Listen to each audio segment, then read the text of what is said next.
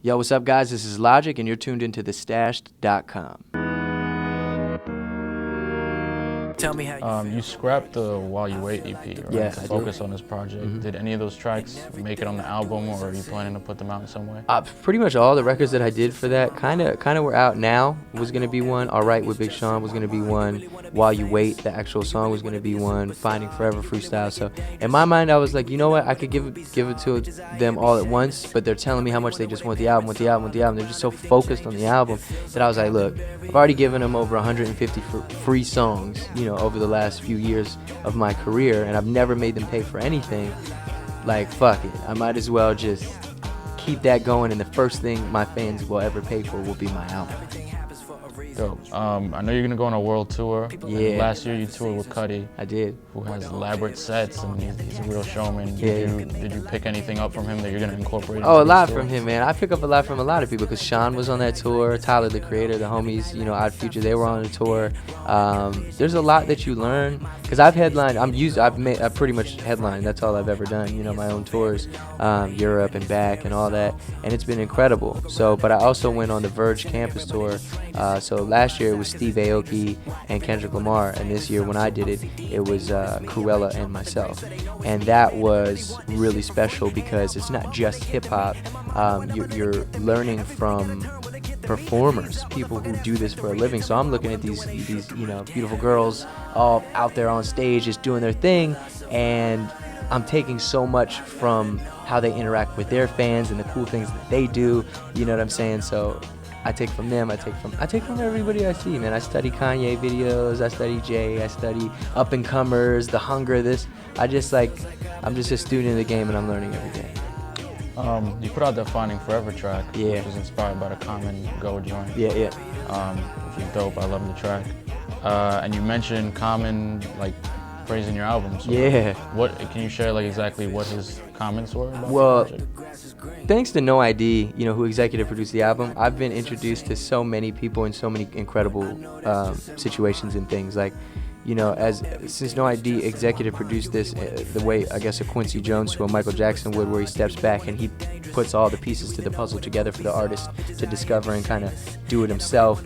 I've met the people who work on Cocaine 80s with him, Steve Wyerman, who did all the guitar and the bass and synths on the album, and then brought in the string players and then this and that, is crazy. So for me, oh shit, what did you ask me? Because it was going into this. I was asking you, what did Common share? Oh with you yeah. about the album? So for me, being able to meet Common through all that was amazing, and that's just one of the things on top of just being in that circle. So he was in the studio, and he comes in, and he's just like, what's going on? Da-da-da. I'm like, oh man, he was working on his album at the time. I was working on mine. I was like, oh, just working on the album. You should come through and check it out. And I played him this record called Gang Related.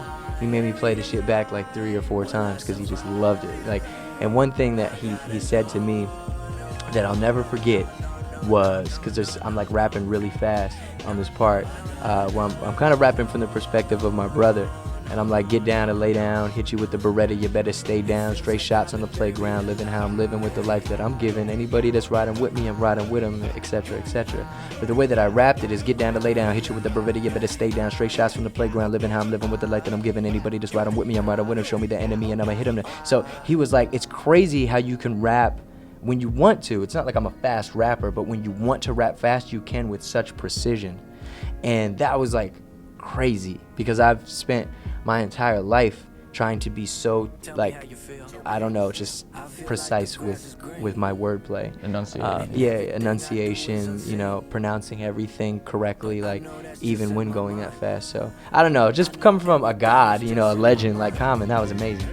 On the end of that track, you had an excerpt from Donald Glover's stand-up. Oh yeah, I forgot about that. And then 3 months later, you dropped Drive Miss Daisy with Donald Glover, aka Childish Gambino. Was that the segue to working with him?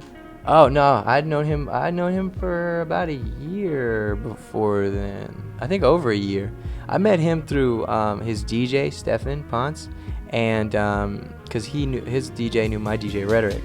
and we were on tour, and I don't know how somebody got a text message and was like, you know, Gambino was just reaching out, and I was like, oh shit. And then I checked my Twitter, and I was like, I wonder if he's following me. He was following me. I was like, oh man, this is awesome, because I've always been a big fan of him.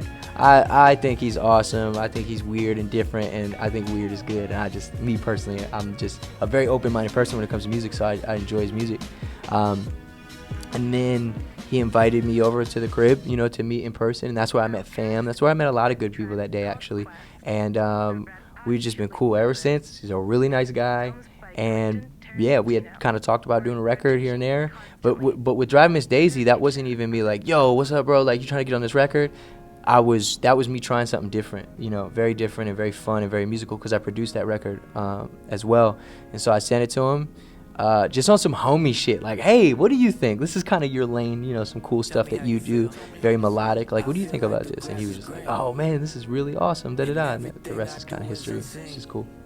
You've been doing like a lot of like freestyle, especially like radio appearances and stuff. Yeah. And I feel like today a lot of rappers are like timid about freestyling sometimes. But don't seem that way at all.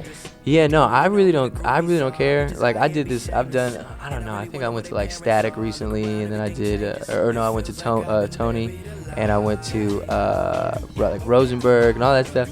And it's funny. Like, I just have a good time with it. I have fun with it.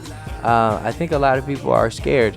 Like, I don't give a shit. I don't be like reading comments or this or that, like, because freestyling isn't what it used to be. Freestyling was like random thought, most def at the park in Brooklyn, and it's like if you messed up or you fumbled or what you're saying doesn't even make sense, it didn't matter. It was about emotion. It was about how it made you feel. I could just be like, yo, it's Logic, and we chilling in this interview. My interview was crazy. The flow was never lazy. It never does amaze me not. I gotta drop, gotta go. Like, it's just having a good time. But unfortunately, because of the era and time that we live in now, people shit on you if you just freestyle. So I'll mix it up. I'll go and I'll be like, yeah, all right, I'll freestyle for like a minute or 2 minutes, and then I'll throw writtens in to just be like, but don't forget, like, I'm crazy just with the pen game and all that stuff too. But I'm not a freestyler. I'm not just. I mean, Big L. You know, you listen to some of the classic records; those were obviously written. They were on his album. You know what I mean? But everybody does that. Like all my favorite rappers of yesterday and today, they all spit writtens, man. But especially today because people shit on you. It's annoying. Except Gambino. Gambino's the one who he doesn't really ever hit the writtens, which is crazy. He just be having a good time. Anyway, yeah. I mean, he probably has that confidence just from being on the stage all the time and stuff. Yeah. So who would you want to get in a Cypher with, like, all time? All time? Holy shit. Dead or alive? Or both? Dead or alive. Yeah. Okay, cool. Big L, Nas, Jay-Z, but like Reasonable Doubt Jay. You know what I mean? Phife Dawg from Tribe, Black Thought, Eminem, Mos Def, and would be really good. I don't know, maybe somebody like Kendrick, like new school cats like Kendrick. Yeah, that'd be a fire ass Cypher, man. Oh yeah. Damn. I'm glad you mentioned Black Thought. It doesn't get mentioned anymore. Oh, Black Thought is the god. Yeah, that's the first album I ever bought. The Roots, Do You Want More? Yeah, it's crazy. Wale's putting out his album, the album About Nothing, which has like the Seinfeld theme. Go, baby. Let's go. There you go. George Came prepared. Costanza. Yeah. He's got the Seinfeld theme. I want to know if you were to put out an album with some type of TV show theme, what? Futurama. Okay. Straight up, 100% Futurama. I love Futurama. It's incredible. It's a dope show. I slept on it when it first came out. Dude, I got into it. The writing is so good. Yeah, Futurama for sure. Yeah, no, I would just go with that. All right. Shout out to Wale. Yeah, congratulations on everything. We come from the same area and stuff. Last question. So, are you already working on the next project? I'm focused on the first album. I think just like with anything, any musician, anybody in their lane, they're always creating. You know what I mean? Like, for me, rap, hip hop, music is therapeutic. So, obviously, I'm always working, but I got one album. I'm focused on this album. That's what I'm putting out. Who knows what's coming in the future? But right now, it's all about Under Pressure.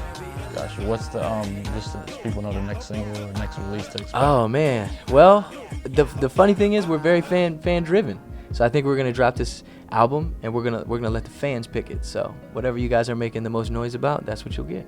All right, you heard it, man. Let your voice be heard if you want a video single for the next joint. Thank you for coming through, man. Really looking course. forward to the project. And just tell everybody where they can follow you at. Oh, you already know what it is, man. Twitter, Instagram, everything. Logic301, LOGIC301. Mindoflogic.com, Under Pressure, October 21st. Let's go. Turn it up. Right back.